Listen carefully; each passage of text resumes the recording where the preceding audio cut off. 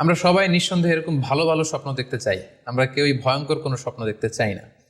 আমরা নিঃসন্দেহে এমন স্বপ্ন দেখতে চাই রাতের বেলায় যেই স্বপ্নে আল্লাহ তাআলার পক্ষ থেকে আমাদের জন্য দিক নির্দেশনা থাকবে, অথবা কোনো সুসংবাদ থাকবে, কিংবা থাকবে আগাম কোনো সতর্কতা বাণী। এ জাতীয় ভালো স্বপ্ন যদি আমরা দেখতে চাই তাহলে আমাদের কি করা উচিত? সেক্ষেত্রে সর্বপ্রথম আমাদের যেটা করতে হবে, আমাদেরকে সত্যবাদী হতে হবে। সাধারণত সত্যবাদীদের স্বপ্ন সত্য হয়ে থাকে। যেখানেই সত্য সেখানেই যেন আমার অবস্থান হয়, আমি যেন সবসময় সত্যের পক্ষে থাকি। 2 নম্বর হচ্ছে আকলুল হালাল, আমাকে হালাল খেতে হবে।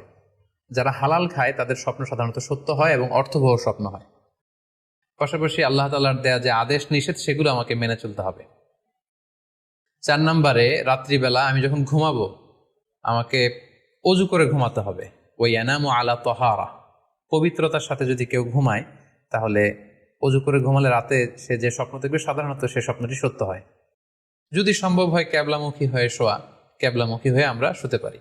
এই বিষয়গুলো যদি আমরা এনশিওর করতে পারি, অর্থাৎ সত্যবাদী হওয়া, হালাল খাবার খাওয়া, আল্লাহর দেয়া বিধিনিষেধ সবসময় মেনে চলবার চেষ্টা করা, রাত্রিবেলা অজু অবস্থায় ঘুমানোর অভ্যেস করা, পাশাপাশি ক্যাবলামুখী হয়ে শোয়ার চেষ্টা করা, এই বিষয়গুলো যদি আমরা মেনটেন করার চেষ্টা করি তাহলে আমরা যে স্বপ্নগুলো দেখব সেগুলো সত্য স্বপ্ন হবে বলে আমরা আশা করি।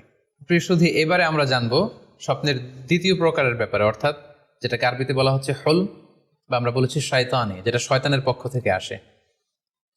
সেক্ষেত্রে শয়তান এটা সাধারণত মানুষকে ভয় দেখানোর জন্য, ঘুমের মধ্যে তার কোনো অকল্যাণ করার জন্য যে স্বপ্নটা দেখায়, এটা হচ্ছে শয়তানি। সেক্ষেত্রে সহিহ মুসলিমের একটি হাদিসের কথা আমরা এখানে উল্লেখ করতে পারি। সেখানে আল্লাহ রাসূল সাল্লাল্লাহু আলাইহি ওয়াসাল্লাম বলেছেন, আর রুইয়া মিনাল্লাহ, ভালো স্বপ্ন হচ্ছে আল্লাহর পক্ষ থেকে, ওয়াল হুলমু মিনাশ শাইতান, আর খারাপ স্বপ্ন হচ্ছে শয়তানের পক্ষ থেকে।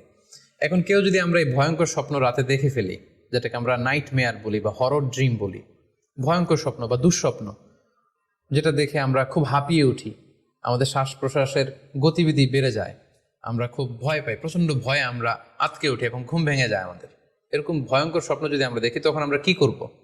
এ ব্যাপারে কি ইসলামের কোনো দিক নির্দেশনা আছে? হ্যাঁ, অবশ্যই দিক নির্দেশনা আছে। সেক্ষেত্রে আমরা সহিহ মুসলিমের একটি হাদিস উল্লেখ করতে পারি এখানে, যেখানে আল্লাহ রাসূল সাল্লাল্লাহু আলাইহি ওয়াসাল্লাম বলেছেন, ইযা রাআ আহাদুকুম আর রুইয়া ইয়াকরাহুহা, তোমাদের কেউ যদি রাতে এমন কোনো স্বপ্ন দেখে যেটা সে অপছন্দ করে, মানে ভয়ঙ্কর ভীতিকর দুঃস্বপ্ন যদি সে দেখে, তাহলে ফাল ইয়াবসুক আন ইয়াসারিহি সালাসান, সে যেন তার বাম দিকে 3 বার থুতু ফেলে। ওয়াল ইস্তাঈদ বিল্লাহি মিনাশ শাইতানি সালাসান, আর সে যেন শয়তানের ব্যাপারে আল্লাহ তাআলার কাছে 3 বার পানাহা চায় বা আশ্রয় প্রার্থনা করে। ওয়াল ইয়াতাহাওয়াল আন জামবিহি আল্লাযী কানা আলাই, আর যে পাশে হয়ে সে শুয়েছিল সে পাশ চেঞ্জ করে অন্য পাশ হয়ে যেন সে ঘুমায়। সুবহানাল্লাহি বিহামদি, কত চমৎকার দিক নির্দেশনা। এবং সুনানে ইবনু মাজায় আরও একটি সহিহ হাদিস আমরা এখানে উল্লেখ করতে পারি, যেখানে আল্লাহ রাসূল সাল্লাল্লাহু আলাইহি ওয়াসাল্লাম বলেছেন, ইযা রাআ আহাদুকুম রুইয়া ইয়াকরাহুহা, কেউ যদি রাতে খারাপ বা ভয়ঙ্কর কোনো স্বপ্ন দেখে, ফালিয়াতাহাওয়াল, সে যেন তার বিছানা চেঞ্জ করে নেয়, জায়গা চেঞ্জ করে নেয়।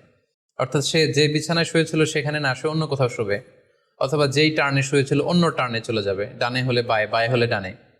ওয়াল ইয়াতফুল আন ইয়াসারিহি সালাসান, এবং তার বাম দিকে যেন সে 3 বার থুতু ফেলে।